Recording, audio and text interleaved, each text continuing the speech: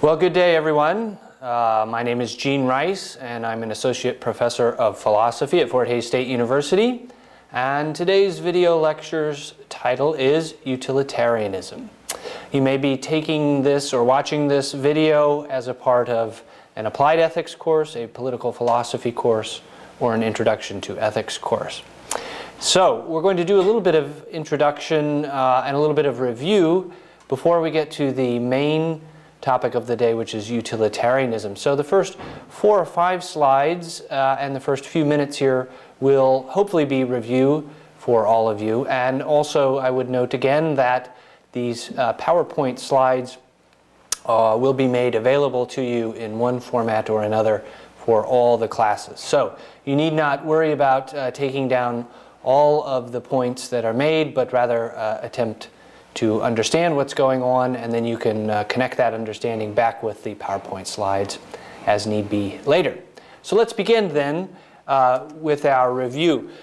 The theory of utilitarianism is both an important moral and political theory, and it fits a ways down on the ethics tree which we have been using as our reference point in prior lectures.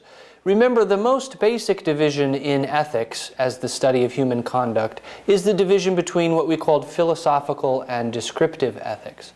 Anthropology, psychology, sociology, all of those disciplines study descriptive ethics. Philosophical ethics is the attempt not to describe what people do or what they believe morally, but rather to evaluate it.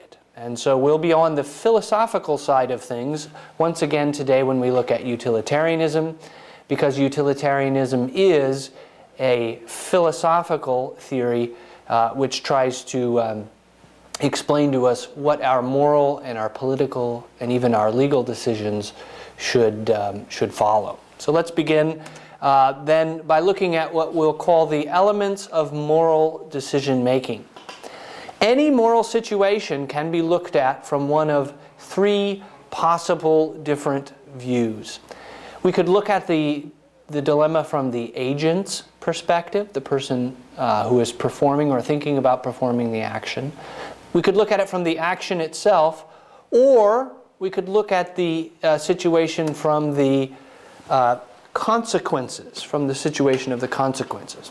So in front of you, you have then what you might call a little chart, which has some symbols on it. Those symbols aren't particularly important, but I'm going to go to the board now and then look at this a little more closely.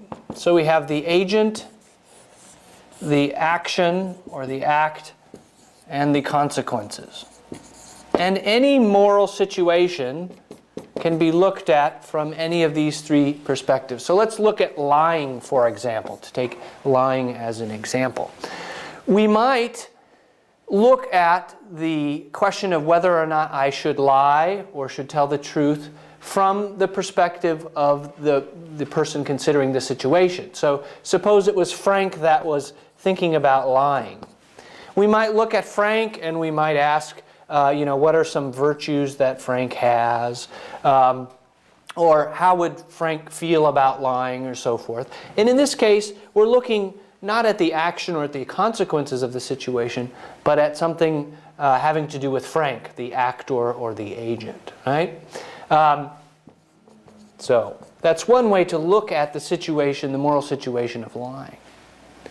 We might also shift gears and look at the action itself, right? Is there something about the words or the nature of lying itself which makes it right or wrong in a particular case? Of course, generally we would say that lying is a bad thing, but as we'll see as we go along here, it's not perhaps so clear that lying is always an immoral thing to do. So we might look at the agent Frank, we might look at the lying in and of itself, independent of Frank, or, and this is where we're going to spend our time today, we might look at the consequences of lying. What good or bad things might happen as a result of the the lying or the not lying in this particular case. So this is one way for us to begin to get a handle on what is something that is actually very complex, and that's our ordinary, everyday moral decision. So when we're confronted with a situation where we might be tempted to lie or to cheat or to steal, once we start to look at whether that action is right or wrong, it becomes clear pretty quickly. And if you've been paying attention in your class up to this point, you probably already know this, that the situation gets very complicated very quickly. And that's not actually the philosopher's fault, although we may be drawing your attention to it in a way that you hadn't been aware of before. So today we're going to look at utilitarianism, and utilitarianism is a consequentialistic theory. That's a very long word, consequentialistic, and it comes obviously from the word consequences. And so utilitarianism, as we'll see here in a second, is perhaps the most famous or most important consequentialistic theory that there is, right? Utilitarianism. And you either have or will in the future look at some other possibilities here. So if we go back to the PowerPoint slide then, what I've explained to you up to this point is simply what's going to occur on these next few slides. That there are agent-centered moral theories, there are act-centered moral theories, theories which look, whether certain acts like murder or lying are simply wrong as actions. And then there are consequentialistic theories, right? So on the consequentialistic theories, I've highlighted a couple of important points which are worth noting right here. It is not the action then which makes them good or bad, but the consequences. So the same action in two different situations might in one case be deemed good because of its good consequences, and the same act be deemed bad in a different situation. So, utilitarianism then is a consequentialistic theory which says we should always choose the route which will promote the greatest good for the greatest number of people. All right. So, we know one of the most important parts of utilitarianism, and that is the consequentialism. And let's look at a couple of other important points. 3 principles. The first principle simply states that when we're looking at a moral situation, it is the consequences which matter. All right? And we'll talk about how to weigh those consequences here in a second. That comes in the second principle, which says when we're weighing consequences, we choose the best or most useful consequences. And useful comes from the same root word as utility. There are different interpretations of that as we'll go along.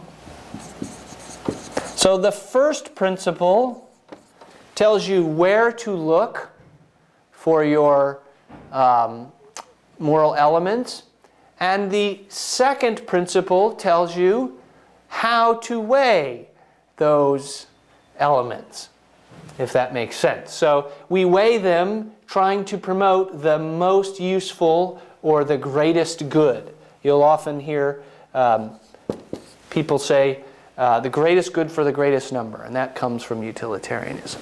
The last principle is impartiality, which says that we have to consider everyone who is affected equally or fairly. And this is an important part of the impartiality, an important part of utilitarianism, which we'll see. I cannot simply choose the consequences which make me happy. In some cases, in many cases in our ordinary everyday life, utilitarianism will have no problem with us choosing things that make us happy. But that's not the only, if I'm not the only person involved, I can't just choose the consequences which make me happy. So let's go back to our lying example. Suppose I was planning on telling a lie, and I was going to tell a lie because I was scared that I would get in trouble if I told the truth. And this lie would hurt a lot of other people. Well, utilitarianism says that I have to consider not just myself, not just the consequences which will make me happy or sad, but we must consider everyone who is affected. And so, as we'll see, this impartiality principle is a crucial consideration for utilitarianism, and one which we'll have reason to revisit here in a second. So, these are the three principles of utilitarianism, and they result in a theory which has gained very wide popularity among people in the Western world. If we then proceed to the next slide, we'll see that the impartiality principle is sometimes called the altruism principle. And this is just the case that in certain situations, to do the action which promotes the greatest good will be to act selflessly. That is, we will sometimes be required, not all the time, but sometimes, according to utilitarianism, we will have to choose an action which does not make us happy, precisely because the greater good will be served. A third way of explaining the impartiality principle, or a third name for this, is sometimes called equality of consideration. So I think all three of those are getting at the same point. Okay, so I'm going to leave these up here and we'll go to the next slide and talk a little bit about Jeremy Bentham. The theory of utilitarianism is often traced to Jeremy Bentham. He was an English jurist who lived in the 18th and 19th centuries there. He was a social reformer and was interested in a morality and a political system which was beneficial to people here on earth, not necessarily in some future life or some heavenly existence, although he did not think that utilitarianism was necessarily against such religions, but merely that he thought the emphasis ought to be on government balancing the interests of the people, of all the people who are in or underneath the government's jurisdiction. So Bentham, very, very famous philosopher for lots of reasons, but primarily known for his theory of utilitarianism. Okay. Bentham, although he was the first utilitarian philosopher, was certainly not the last utilitarian philosopher. And there have been a lot of developments in utilitarian theory, just like there have been developments in almost all of the most important moral theories which have affected Western political theory. So we're going to look a little bit at Bentham's view, but realize that in many cases Bentham's own ideas have been surpassed, or modern utilitarians may not necessarily subscribe to all of these, because, as we'll see, some of them have caused difficulties for utilitarianism. So let's look at these aspects of Bentham's version of utilitarianism. Bentham was famous for saying that human beings were ruled by two masters, and only two masters. He said we were chained to these two masters, and these two masters were pain and pleasure, and that everything we did as human beings was about pain and pleasure. This is sometimes called hedonism, the idea that pleasurable sensations are good and painful or uncomfortable sensations are bad, and that is by definition. The other element which is important to realize is that Bentham was interested in what he called a science of ethics. He wanted to create a way of making moral decisions, a way of making political decisions, which was not subjective, that is, dependent on the feelings or the desires of the subject or the person who was making the decision. Rather, it was more objective, more like science, getting to hard truths or secure facts. And so Bentham was very much interested in creating what he called a hedonistic mathematics. And so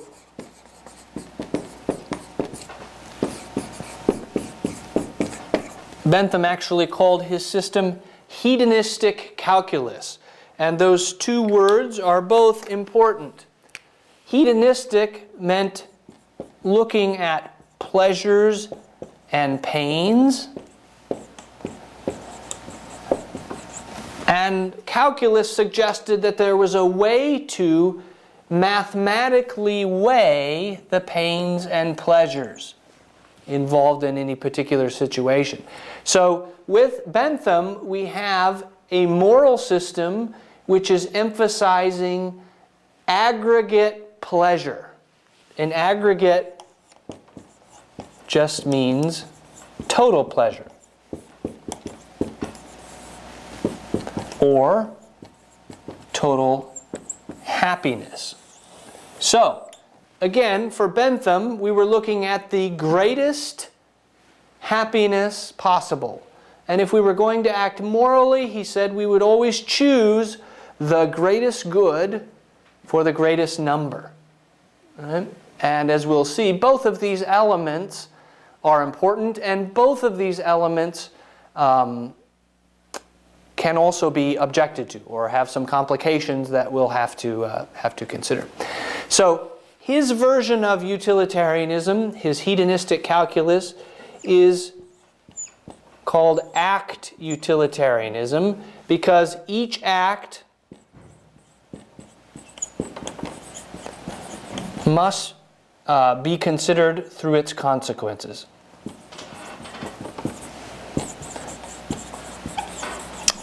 So, go back to that agent-act-consequence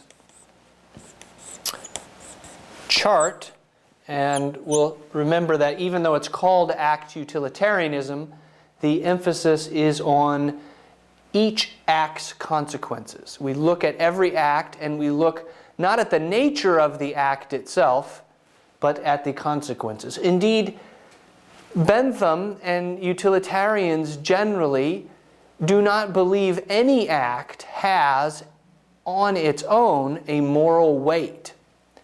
Lying is not good or bad in and of itself. Lying is bad when the consequences are bad, and good when the consequences are good or aggregately lead to total happiness, more happiness than telling the truth. So, in some respects, this accords or agrees with our intuitions. We generally tend to think that lying is bad, but many of us, if not most of us, think that there are certain cases where lying is okay.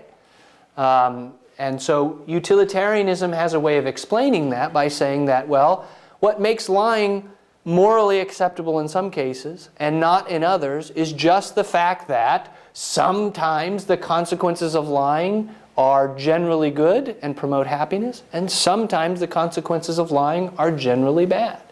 Most utilitarians would say that if we weighed up the consequences, lying is usually wrong because it leads to bad consequences.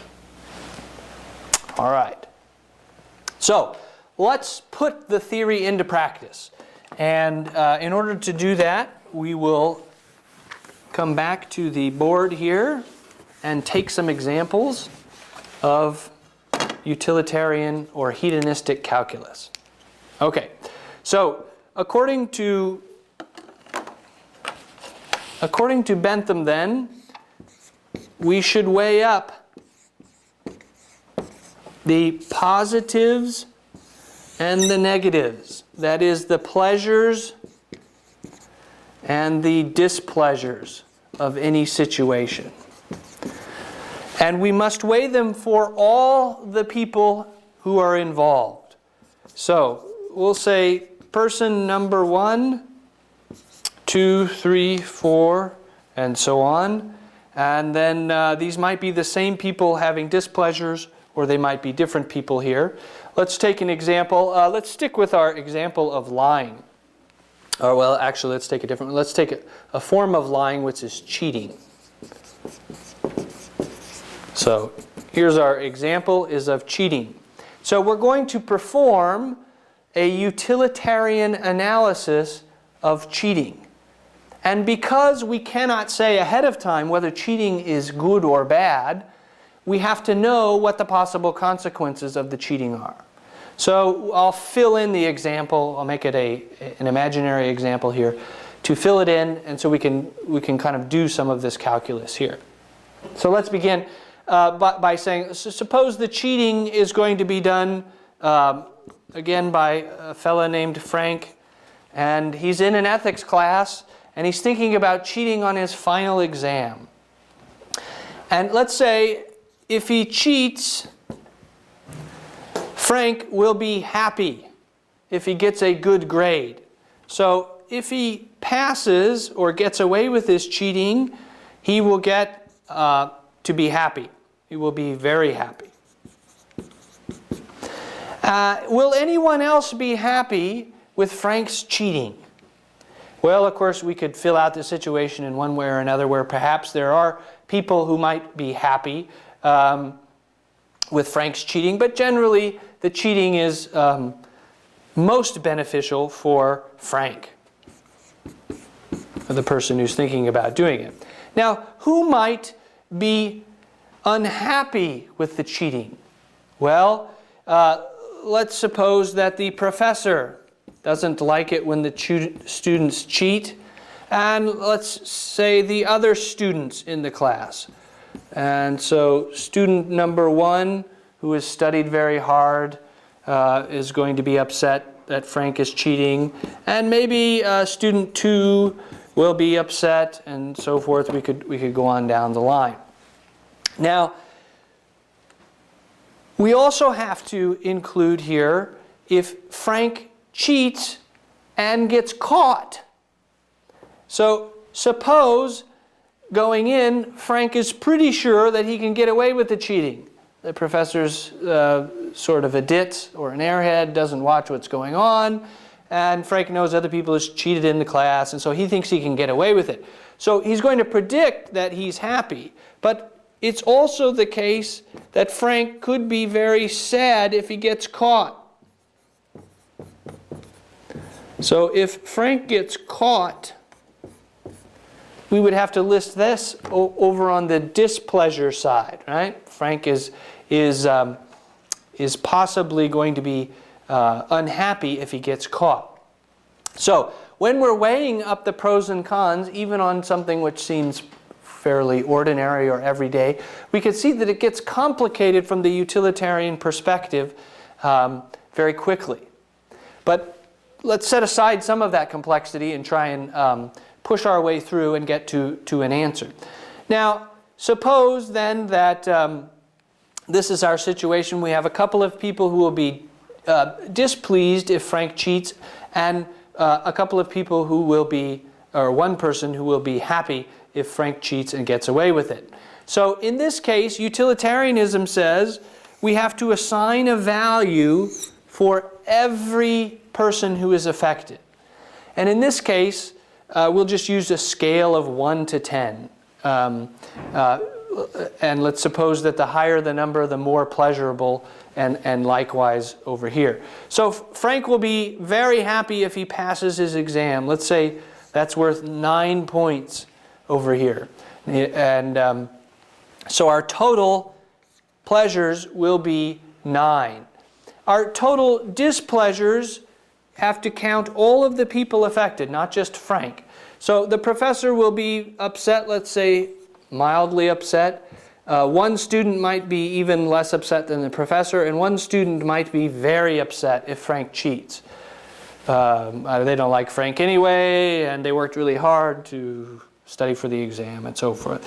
And Frank, we'll suppose, perhaps is upset if he gets caught, and so you have to weigh that possible displeasure. And so when we add all these up, we get 8, 16, we get 20 displeasures, 20 points against. And so in this case, utilitarianism says that Frank should not cheat, right? That the cheating is not for the greatest good. If we change some of this, suppose none of the students cared, right, that Frank got caught, or excuse me, that Frank was cheating. Suppose he was the only one in the class, and he wasn't really worried too much about getting caught, what would happen if he got caught. Then you see our calculation changes, and in this situation then, it would not only be acceptable for Frank to cheat, it would be for the greatest good and therefore morally obligatory. Frank would be obligated to choose the cheating. That's because, again, on the utilitarian calculus, Frank's analysis suggests that the greatest good will be served in this case by cheating rather than not cheating. So a couple of, again, review points here. Cheating, according to utilitarianism, is not absolutely right or wrong. We cannot say that cheating is just bad. You shouldn't cheat. Because there are some cases where cheating is okay. And the same goes for every other situation. Lying, killing, terrorism. Most people think that torturing people is very bad, right? But according to utilitarianism, torture is good if it leads to good consequences, and bad if it leads overall to bad consequences. And so there is, in theory, nothing out of bounds for utilitarianism until you weigh the consequences. All right. So let's return then to talk about some developments in utilitarian theory. Utilitarianism is a very important and remains a very popular political theory and moral theory, but there have been some important developments or challenges to utilitarianism over the years. And so we'll just mention a few of these. This is not an exhaustive list, but a couple of them are important enough to mention here this morning. The first is what is sometimes called rule utilitarianism. Part of the problem with Bentham's original formulation, which we called act utilitarianism, was that it seemed in certain cases to require actions which we found to be very distasteful.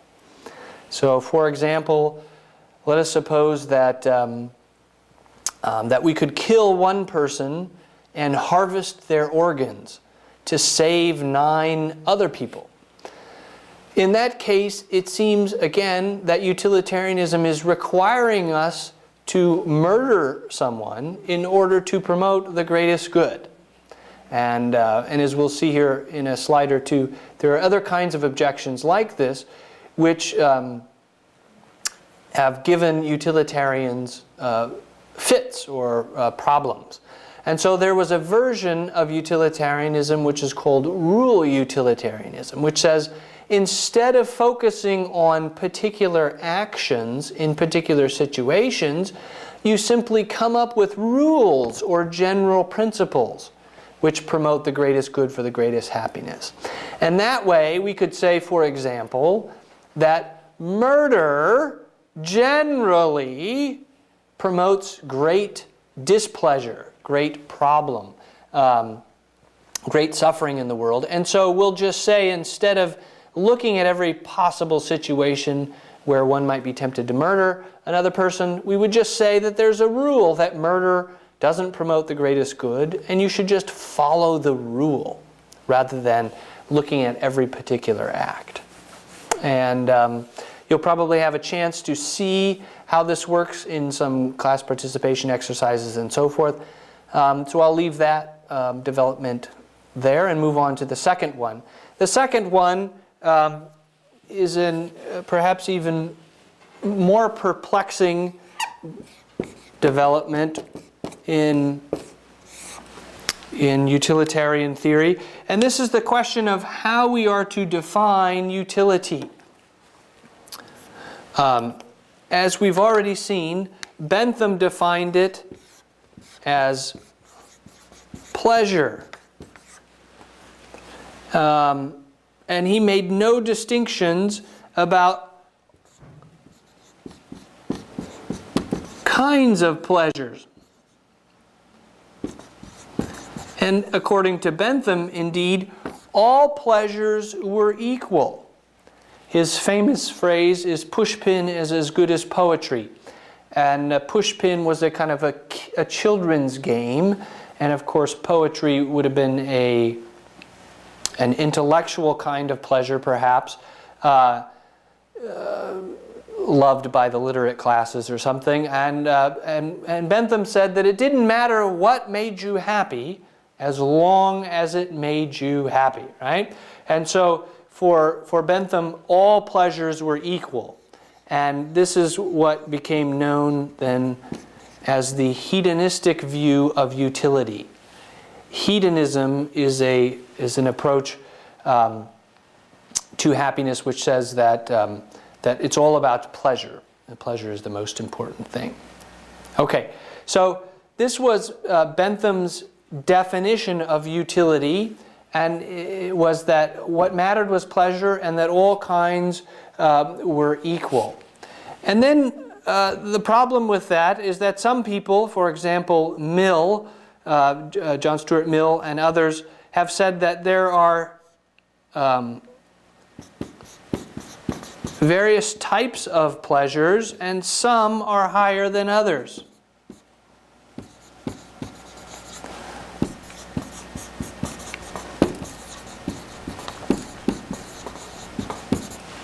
All right. The idea here is that, perhaps physical pleasures are important. The taste of a good wine, or the feel of a summer breeze, or a good swim in a pool is physically pleasurable. But it's not as important, say, as an emotional pleasure, like the love of a father for a son, or maybe an intellectual kind of pleasure. Some philosophers have thought that there is a kind of gradation or a ladder of pleasures, with physical pleasures being on the bottom. And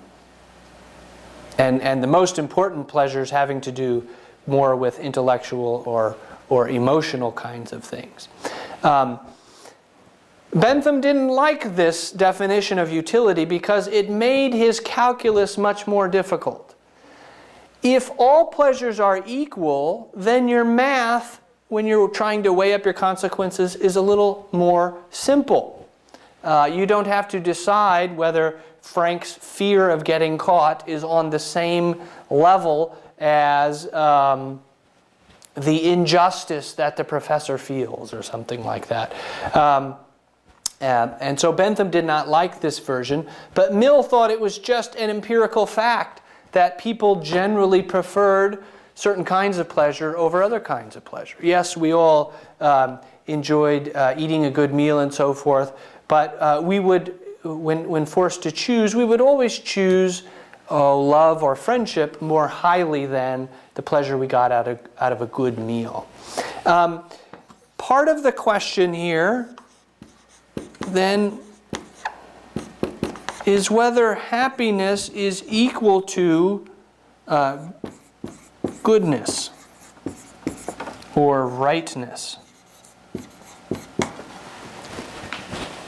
And I'll put a question mark here because remember, Bentham thought that it was just the case that everyone chooses their actions based on whether it's going to make them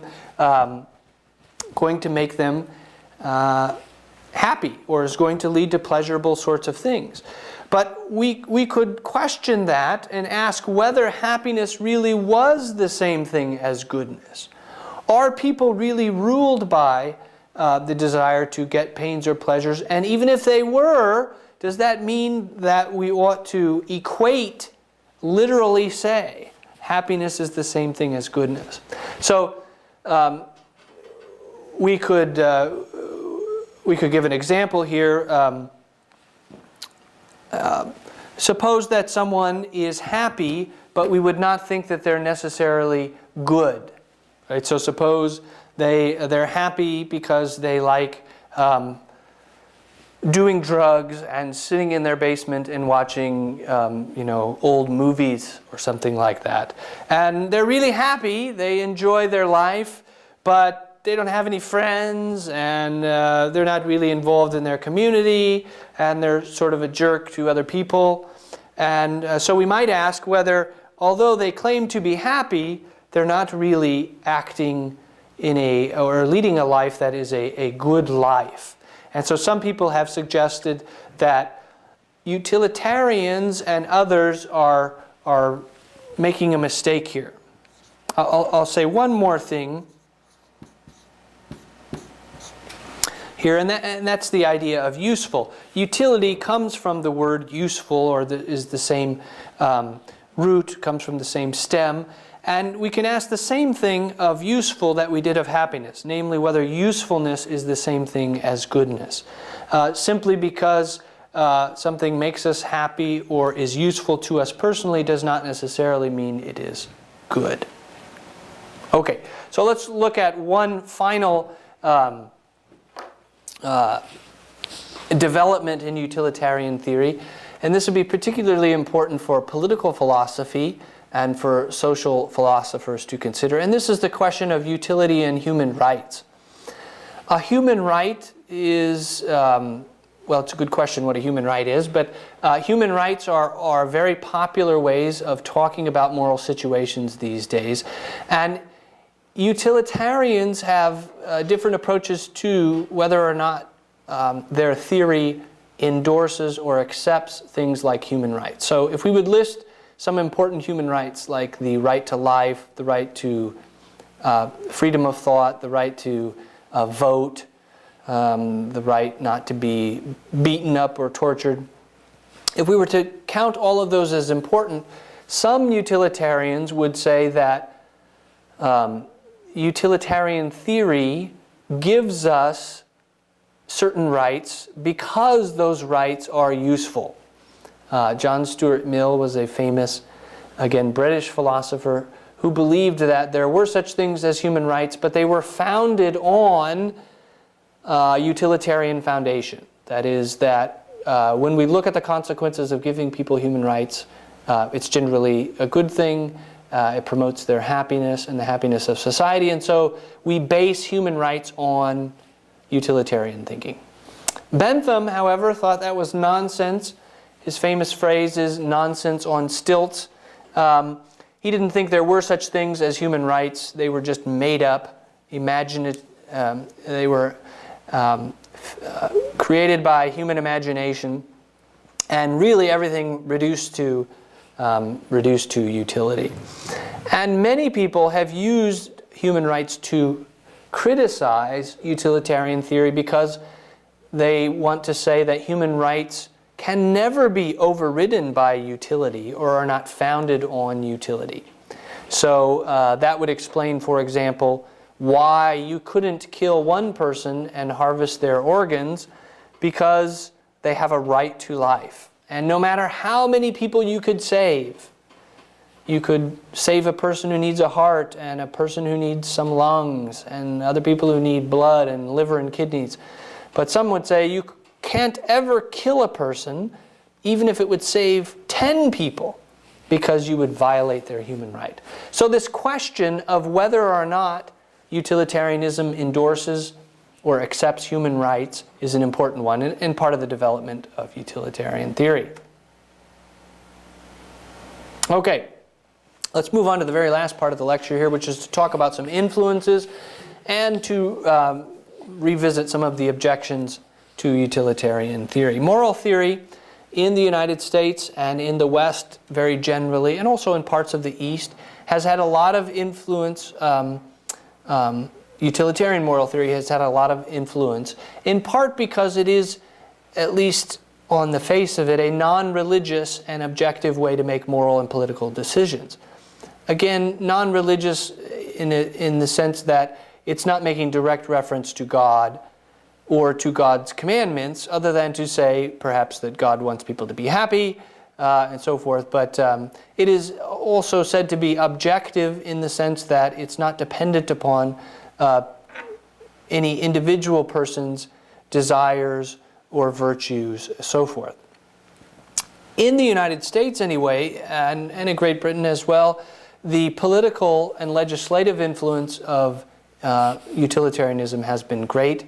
You may often hear politicians talk about balancing the interests of the people, and that's a model of utilitarian, or a way of thinking about utilitarianism. I'm a visual learner, so I'll draw a little picture here, right? On the balancing model, right,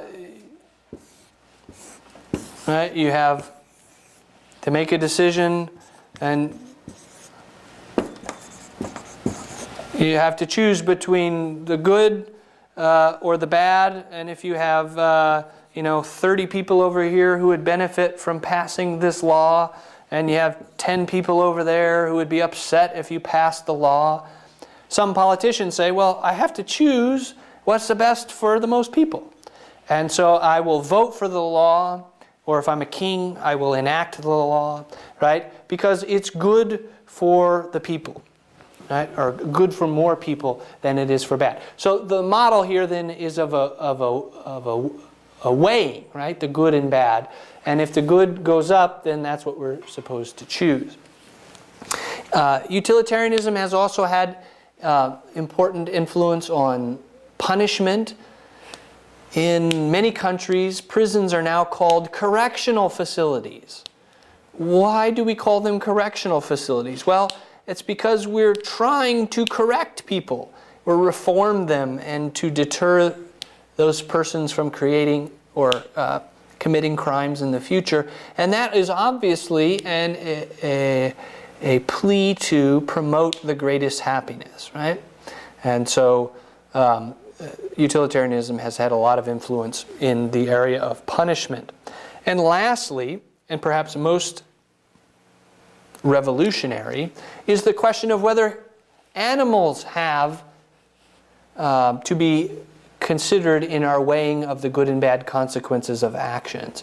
If something that makes me happy kills another living being or causes it suffering, like eating cow meat, hamburger, steaks, New York strips, and I have to kill another living being, and that being suffers because of my wanting to get the pleasure of eating its meat, then we may ask the question of whether that really is a utilitarian, is endorsed by utilitarianism, is the right thing to do according to utilitarianism.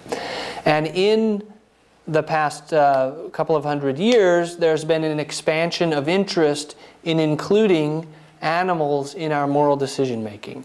And some of that is due to utilitarianism, which says that what counts is pain and pleasure, and if animals suffer pains and pleasures, then by the impartiality principle, we have to include them, right? So just as Bentham had said early on, you can't exclude poor people from political decisions just because they're poor, right? Poor people, people who don't have a lot of money, suffer just the same way rich people do. And you can't just say, well, because I'm wealthy and I'm politically powerful, I'm going to ignore poor people, right? Some modern day moral philosophers have said, well, the same thing applies to cows.